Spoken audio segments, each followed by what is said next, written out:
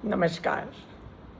भारतीय वीरांगनाओं की कहानी रानी की ज़ुबानी में आप सभी का बहुत बहुत स्वागत है। आज हम अपने अखीरले पड़ाव की तरफ बढ़ रहे हैं और आशा करती हूँ कि दूसरे एपिसोड्स की तरह ये भी आपको पसंद आएगा। हमने इनमें काफ़ी सारी महिलाओं को, उन गुमनाम महिलाओं को, भारतीय सेनानियों को मैंने आगे लाने की कोशिश करी है जो इतिहास में कहीं छिप सी गई हैं। भारत की आज़ादी की यात्रा बहुत लंबी थी और देश भर में हज़ारों लोगों ने अपनी क्षमता के हिसाब से अपना अपना योगदान दिया था। आज उनके कर्तव्य, उनके कार्य, उनके बलिदान को व्यापक रूप से कोई जानता नहीं है और ना ही उनके ऊपर कोई चर्चा होती है।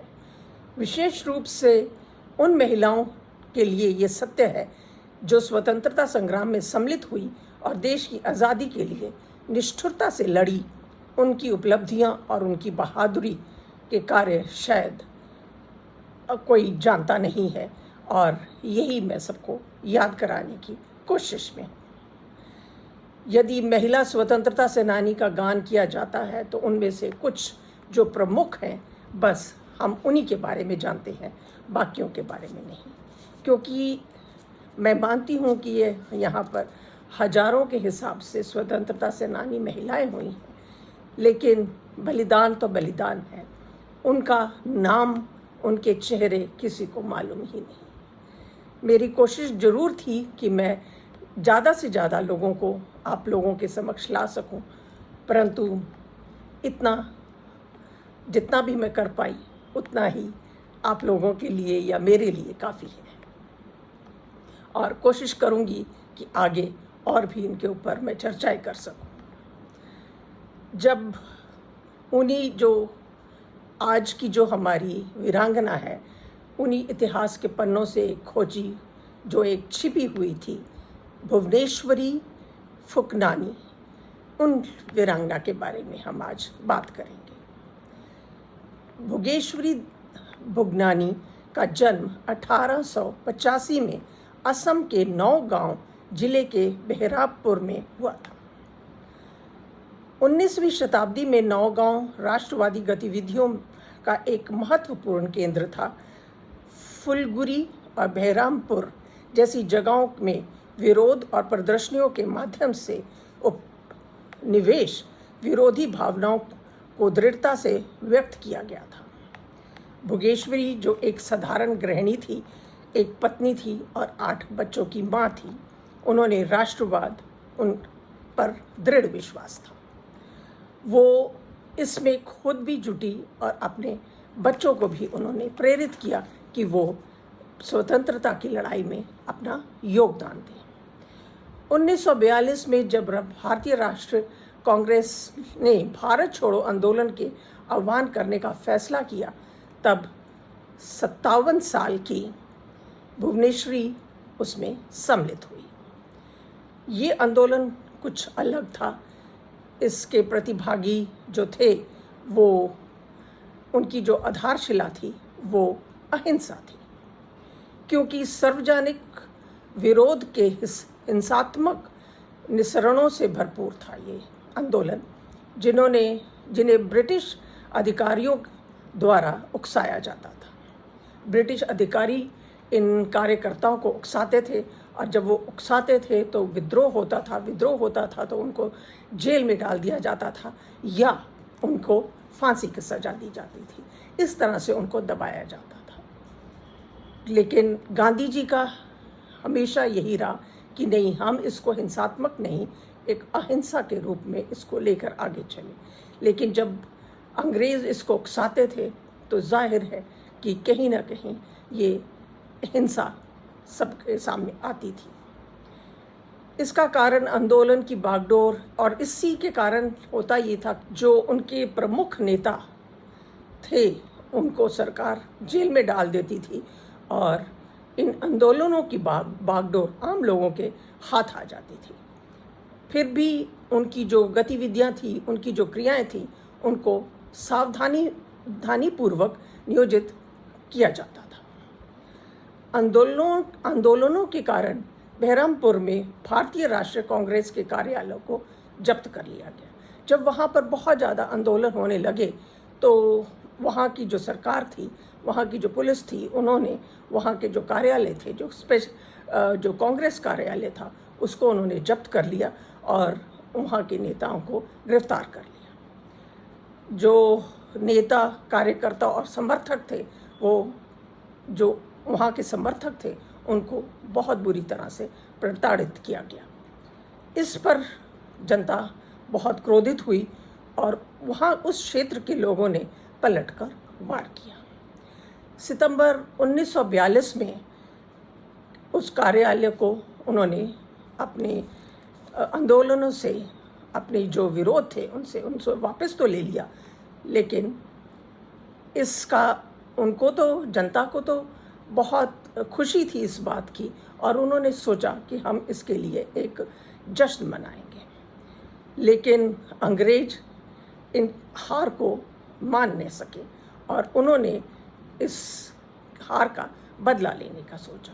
उधर वो जश्न मनाने की सोच रहे थे, इधर जो अधिकारी थे, अंग्रेजी अधिकारी, वो इसका बदला लेने की कोशिश कर रहे थे। उन उत्साहित कार्यकर्ताओं को परस्पर दंडित करने का दायित्व कैप्टन फिनिश को दिया गया। जो भगवेश्वरी ने अंग्रेज़ों के विरुद्ध लोगों का नेतृत्व किया। जब कैप्टन ने भगेश्वरी के साथ आगे रहने वाली अन्य कार्यकर्ताओं के हाथ से राष्ट्रीय ध्वज छीनकर उनका अनादर किया, तो भोगेश्वरी ने उस पर झंडे के डंडे से उसके सिर पर प्रहार किया। कैप्टन ने इस प्रहार से अपने आप को अपमानित समझा और उन्होंने भोगेश्वरी के ऊपर गोली चला दी। इसका एक तो ये कहानी है, और दूसरी कहानी ये है कि वहाँ के लोग या वहाँ के जो कार्यकर्ता थे, उन्होंने कहा कि जब उनका बेटा इस आंदोलन में, इस विद्रोह में जब शामिल था और कैप्टन ने उसके बेटे को अपनी निशाना बनाया हुआ था, तो उस वक्त पे भोगेश्वरी देवी ने, जो उनके हाथ में एक डंडा था राष्ट्रीय ध्वज का, उसके सिर पर दे मारा। लेकिन जो कुछ भी हुआ, उसका जो प्रहार था वो कैप्टन फिनिश को अच्छा ना लगा। वो अपमानित इसको समझ, अपने आप को अपमानित पाने लगे और उन्होंने इस तरह से उसके ऊपर गोली चला दी। गोली के चलते ही उन्होंने अपना दम तोड़ दिया, परंतु अपने पीछे बहादुरी, देशभक्ति की एक अमूल्य विरासत छोड़ गई। इससे वहाँ के जो लोग थे वो बहुत ही क्रोधित हुए और उन्होंने उसी वक्त पे इनके साथ इनका अंग्रेज़ों का बदला लेने की उसी वक्त ठान ली और ये आंदोलन बहुत हिंसात्मक हुआ। भोगेश्वरी फुकनानी असम में अनेक लोगों के लिए प्रेरणा सूत्र बन गई। उन्होंने अपने देशवासियों के उत्पीड़ना को समझा और उनके विरुद्ध लड़ने के लिए उन्होंने अंग्रेज़ों के विरुद्ध लड़ा। उस वक्त पे उनकी कोई उम्र नहीं थी कि वो इन आंदोलनों में भाग ले सके, लेकिन वो जो अंग्रेज उन लोगों को, सभी को उत्पीड़ित करते थे, उसके लिए उन्होंने अपनी आवाज़ उठाई और अपने प्राणों की आहुति दे दी। वो ना तो उन्होंने अपनी उम्र देखी और उन्होंने ना ही अपने इस जिम्मेवारी से अपना मुंह मोड़ा।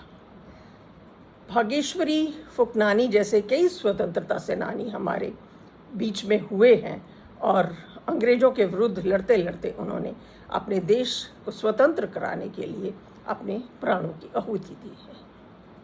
ऐसी वीरांगना को हम शत शत नमन करते हैं। उनका बलिदान से हम राष्ट्र के भविष्य की मजबूत बनाने के लिए का जो उन्होंने योगदान दिया, उसके लिए ये हम सभी को प्रेरित करता है। ऐसी बहुत सी वीरांगनाएं हमारे देश में हुई हैं और जिन्होंने अपने प्राणों की आहुति दे दी और जिनका कईयों का तो किसी को नाम तक भी मालूम नहीं है। अगर किसी को थोड़ा इनके बारे में जानकारी है तो बहुत थोड़ी जानकारी है। तो मेरी कोशिश यही हमेशा रहती है कि मैं इन महिलाओं को, इन स्वतंत्रता सेनानी को जिन्होंने अपना बलिदान दिया, उनको आगे ला सकूं और उनको देश से अवगत करा सकूं कि ऐसी भी हमारी स्वतंत्रता सेनानी हुई थी जिन्होंने कभी अपने उम्र के बारे में नहीं सोचा। एक सीधी सादी गृहिणी थी, लेकिन जब वो उस पे स्वतंत्रता संग्राम में उतरी तो पूरा उन्होंने दुर्गा का रूप ले लिया। ऐसी वीरांगनाएं हमारे देश में हों और हमारा देश गुलामी की बेड़ियों में जकड़ा रहे, ऐसा हो नहीं सकता। तो ऐसी वीरांगना को, उनसे प्रेरित होकर हम उन्हें शत शत नमन करते हैं। अगली और आखिरी श्रृंखला में फिर आप लोगों के समक्ष फिर उपस्थित होंगी। तब तक के लिए नमस्कार, धन्यवाद।